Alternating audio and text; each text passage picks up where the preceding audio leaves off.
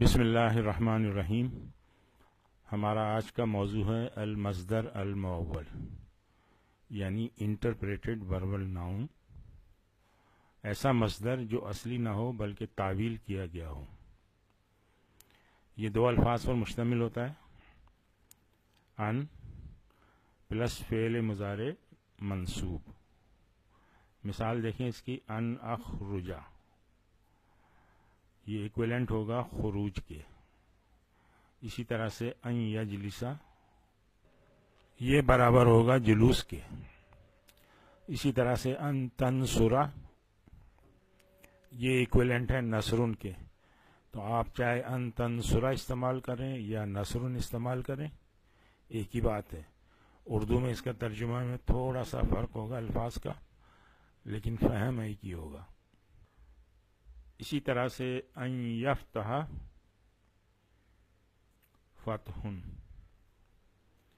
ان یغفر، اس کا مصدر ہوگا مغفرۃ، اور ان یکتب، اس کا مصدر ہوگا کتابۃ۔ اب ہم اس کے استعمال دیکھتے ہیں، مختلف استعمالات ہیں اس کے۔ جیسے یہ فاعل کے طور پہ استعمال ہوگا، دوسرا مفعول کے طور پہ، تیسرا مبتدا کے طور پہ استعمال ہوگا، چوتھا خبر کے طور پہ، اور پانچواں مضاف الیہ کے طور پہ استعمال ہوگا۔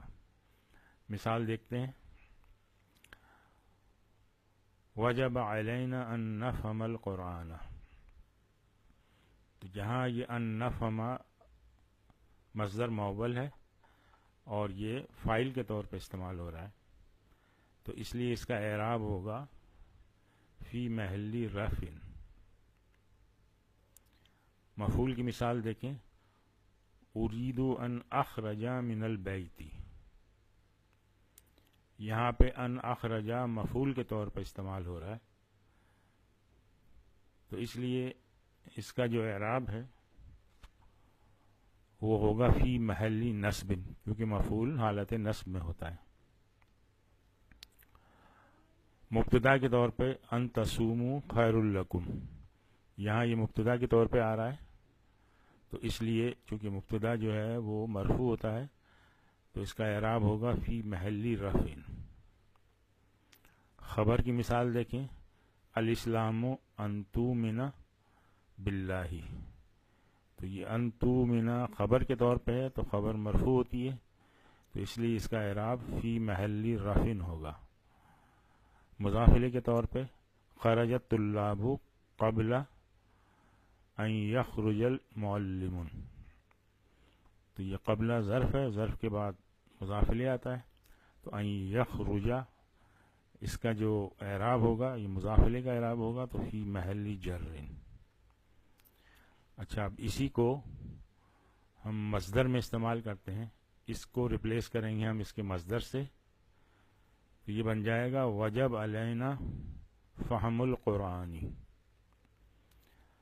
اب یہاں یہ جیسے اس کا ترجمہ تھا، ہم پر واجب ہے کہ ہم سمجھیں قرآن کو، کہ ہم سمجھیں قرآن کو، یہاں پہ ترجمہ ہو جائے گا ہم پہ واجب ہے قرآن کا سمجھنا۔ تو اب دیکھیں یہاں چینجز، مفہوم میں کوئی چینج نہیں، مفہوم وہی ہے، صرف الفاظ جو ہیں وہ تبدیل ہو گئے۔ اور دوسرا یہاں یہ دیکھیں کہ یہ یہاں قرآن مفعول تھا اس کا، اور یہ یہاں فاعل بن کے آ رہا ہے، تو اب یہ قرآن جو ہے یہ پھر یہ فاعل کے ساتھ یہ مضاف بھی بن رہا ہے، تو قرآن یہاں مضاف بن جائے گا، تو اس لیے اس کا اعراب دیکھیں یہ چینج ہو گیا۔ اس کو چینج کرتے ہیں، ارید ان اخرج من البیت، میں چاہتا ہوں کہ میں نکلوں گھر سے، یہاں یہ بن جائے گا ارید الخروج من البیت، میں چاہتا ہوں گھر سے نکلنا، یعنی یہ مصدری معنی میں اس کا ترجمہ ہوگا، اب نکلنا یا یہ سمجھنا۔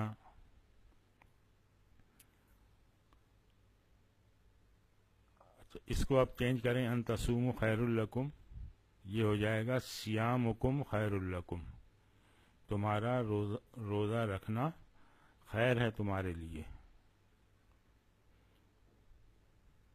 اور یہاں ترجمہ ہوگا کہ تم روزہ رکھو، یہ خیر ہے تمہارے لیے. اس کو چینج کرتے ہیں الاسلام ایمان باللہ. یہاں ہم ترجمہ کرتے تھے اسلام یہ ہے کہ تو ایمان لائے اللہ پر، اور اسلام اللہ پر ایمان لانا ہے. تو فہم ایک جیسا رہتا ہے، اردو میں صرف الفاظ تھوڑے سے تبدیل ہوتے ہیں. اس طرح سے خرجت طلاب قبل ان یخرج معلم، یہ بن جائے گا خرجت طلاب قبل خروج معلمین. اب یہاں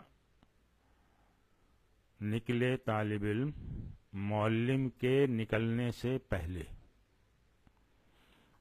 اور یہاں ترجمہ ہو رہا تھا نکلے طالب علم قبل اس کے کہ معلم نکلتا. فہم تقریباً ایک جیسا ہی ہے.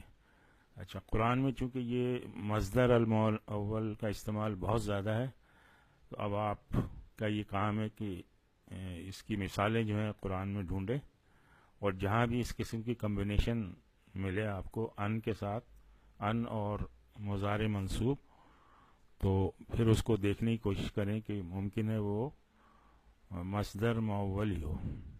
آج ہم یہیں پہ اکتفا کرتے ہیں. سبحانک اللہم و بحمدک، نشہد ان لا الہ الا انت، نستغفرک و نتوب الیک.